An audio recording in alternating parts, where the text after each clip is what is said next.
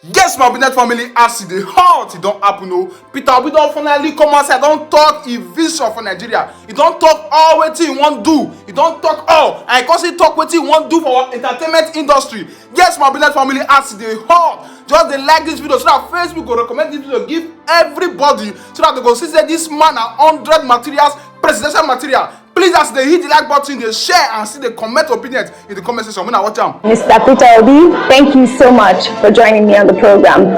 It's amazing this whole interactive session you've had with the entertainers. You know, I saw you recently commend Tems for her first Grammy Award win. I'd like to know what your plans are for the future of entertainment in Nigeria. Well, when we talk about the issue of removing Nigeria from consumption to production, it is not just production in terms of what we say we're going to do with agricultural revolution, leading to industrialization, leading to exports, leading to trade and everything. It encompasses every sector, which includes sports, entertainment. These are critical areas we need to develop, where we already have talents that we can scale up, invest more to attract more into that sector. Countries have used sports and entertainment to stabilize, improve their economy, and put their people out of poverty, which in turn reduces criminality. So the entertainment industry, Nigeria is already one of the, what they can call global name in entertainment. Everywhere you go on the continent of Africa, everywhere in the world, people watch Nollywood. Yes. Same thing goes with even our musicians and everything. So it is time to be able to help them to scale up what they're doing and be able to employ more people. Now, when you say, you know, you've always talked about moving Nigeria from consumption to production, how in concrete terms do you plan to do this? And what ideology drives this? Is it capitalism or socialism? Well, first is capitalism, I won't say socialism. But you have some socialist content in the sense that what drives it is that today you can't feed yourself. So you use your scarce resources, foreign exchange, to import food.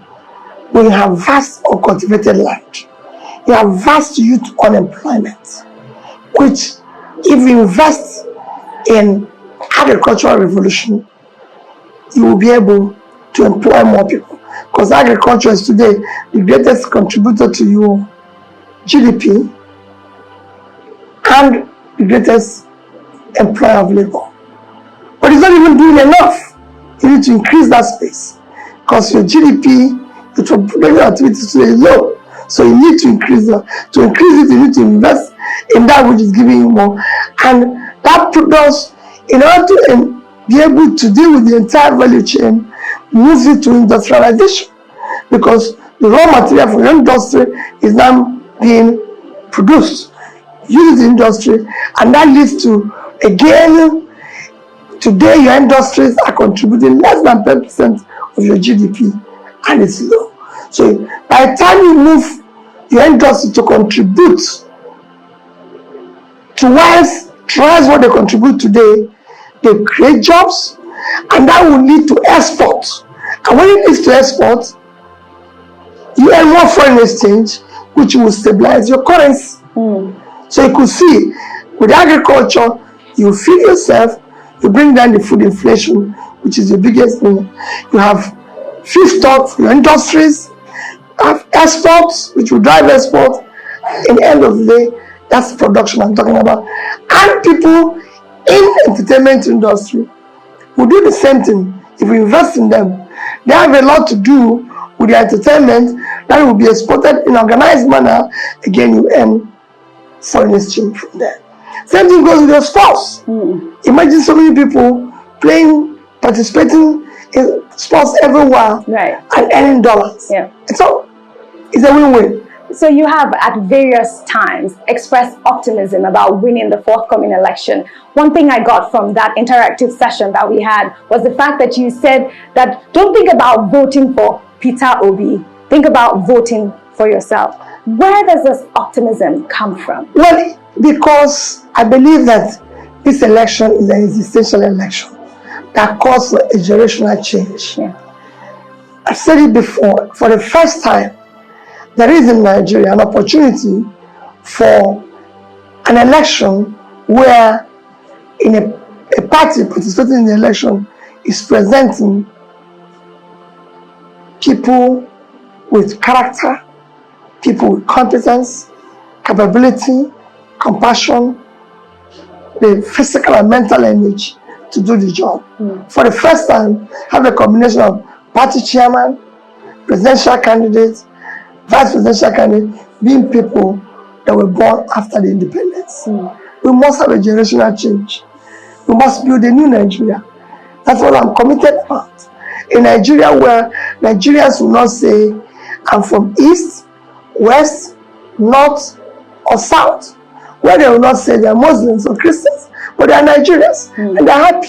That's why I'm going to invest in entertainment, in sports, in all those factors that unite us. Yes.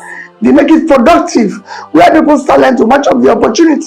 That's why I'm going to go to the north and make sure that all those cultivated lands are cultivated, start pulling people out of the poverty, have a few stock for industries that have been shut down. If you go to a place like Kano today, it's become a ghost of what it used to be. What do you say From Bombay Industries, Right. Shadam 1, Shadam 2, 3, all industrial areas are shut down. What do you say to those who believe that you will not get enough votes from people in the north? Well, because all they've been doing is to contrive all those things that make them in the past win and subject them to poverty. Talk about their religion, talk about their ethnicity, but they've seen that it didn't work because they're poorer. Despite the fact that they follow them like that. And I'm saying to them, the election should not be about your religion. I respect the religious diversity of Nigeria. And that is sacrosanct.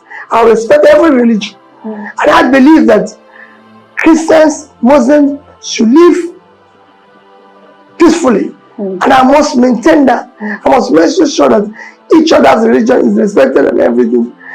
I like people to go back and say, these are my ethnic background, but it shouldn't be measured when it comes to consideration of Nigeria. I don't want the election to be run on my turn. If anybody is going to talk turn, it's me. But I'm not running because it's the turn of Southeast. I'm running because I'm Peter Obi, who believes that I'm the best candidate for this election. Why do you say that if anybody, it should be your turn? Because the people of Southeast have had an opportunity of serving Nigeria since independence of Nigeria. Every other section of Nigeria have had the opportunity, except us. And now tell me, why should Nigerians put their trust in you? Because there's a traceable record, past record you can verify. I'm a successful businessman, and I started a business from scratch and built it to a point of success.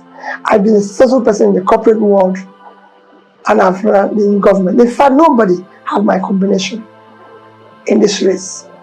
I started business from scratch, built a business that is successful, without any influence and everything. I've been in the corporate world where I was the director and chaired corporations. Nobody has this combination.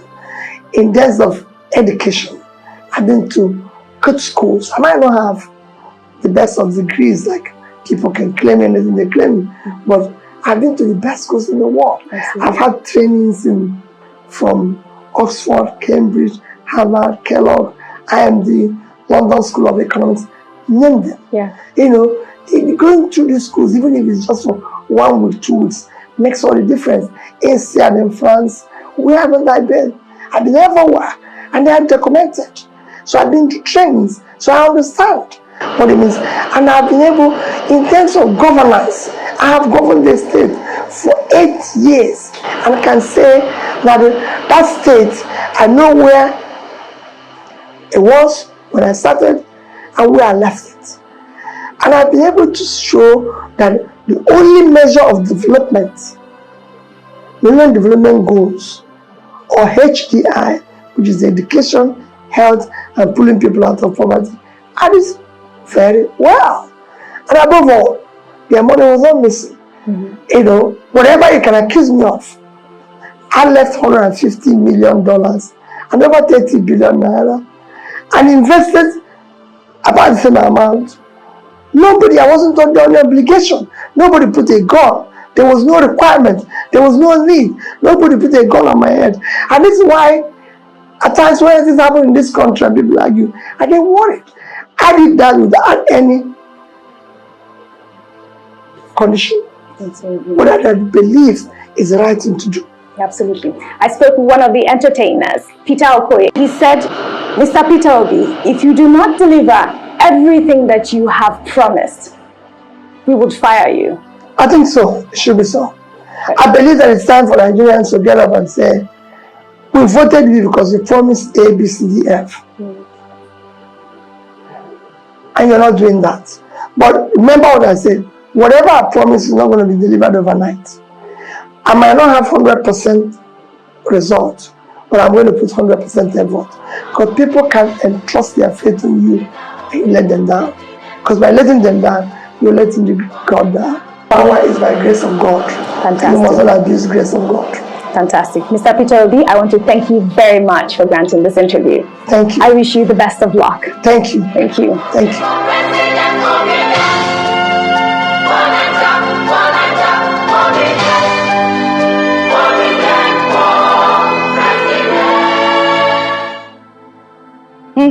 All right, Steve, over to you. What did you think of that?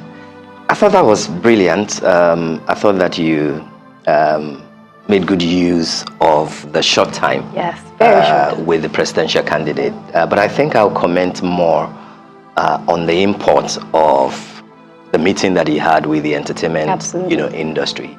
And I thought that that was an incredible opportunity given to him to share his dreams with that important sector of the economy, particularly at a time that he has been described as a mere Nollywood actor.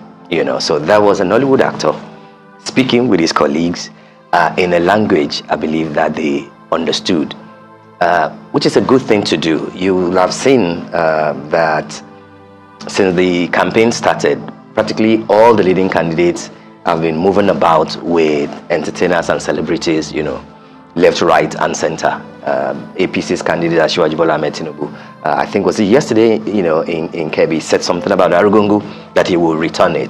I know what Atiku Abubakar has been saying. He has had a series of meetings with Nollywood people. So what Mr. Peter Obi did with entertainers was not a surprise. Absolutely. And I like the fact that he spoke about the contribution of that sector to the GDP, to the economy. It is not just about being popular. It is not just about developing a brand. It's about what are you bringing to the table. And when he shows understanding of what he knows, where you are, he says that this is now how the direction we have to move. Export what you are producing so that we can do a lot more and you can contribute more to the table. My worry, however, is that I hope that he won't end up like former President Goodluck Jonathan, who, by the way, did fantastically well with the entertainment industry. He pumped in so much money, possibly the biggest since 1999 when democracy returned. But I think he got carried away with the star power. It's the popular faces, musicians and actors who were more into him. I think part of what Mr. Peter Obi will need to learn, like other presidential candidates, is that yes, brand and star power are important. Celebrities are good. Right. They might bring in votes, etc. Right. But the engine room of that sector, the creative economy itself, is not just about performance. It's about those who are investing in that sector.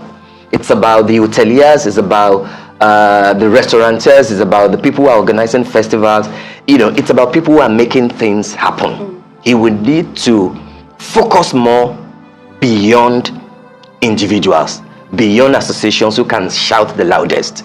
It is beyond Nollywood and music. There is a whole load of ecosystem that he will need to sit down with. Majority of the people that I saw there are celebrities. I didn't see big hoteliers. I didn't see people who have invested in resorts, etc. There was a time that Nigeria, Lagos in particular, used to be the go-to destination in December. The whole idea, the whole concept of Dirty December was because something was happening. Right. And it wasn't happening just because there was star power. It's because there was an engine room. Today, most people are gravitating towards Ghana. Why do we allow that to happen? This is part of what somebody like Peter Obi and all the other candidates will need to look at. Revive the engine room so that you can make the creative industry. It's beyond entertainment. Entertainment merely defines All right, it. so that gathering was for the entertainment and creative industry, and that is why majority of the people that you saw in that room were entertainers. That's what I'm saying. The creative industry encompasses Well, I think it was entertainers. majorly the entertainers at that point. So let me just clarify that, if I can, or if I am allowed to We will do still that have as well. somebody who's close to Mr. Peter Obi to speak to, who will but do we will that clarify as well. it. Yeah. But you know what I liked about the interview is that he also capitalized on his slogan, which which everybody knows. He wants to move Nigeria from consumption to production. And I like the fact that he highlighted that within the entertainment industry in particular and the sports industry, and that's what he really wants to do. I also like the fact that he mentioned that famous quote of, if anything, it's my turn. It will be my turn, but he's not running on ethnicity or religion. He's running because he's Peter Obi. Everybody has been talking about my turn. I know you're smiling, but He's but not running on Emiloko. he's not running on Okay. Emiloko. That's what I wanted to say. Fair enough. And then he also talked about how he's realized, or the Northerners have realized, that the votes shouldn't be based on ethnicity and religion. And I think that was a really good point that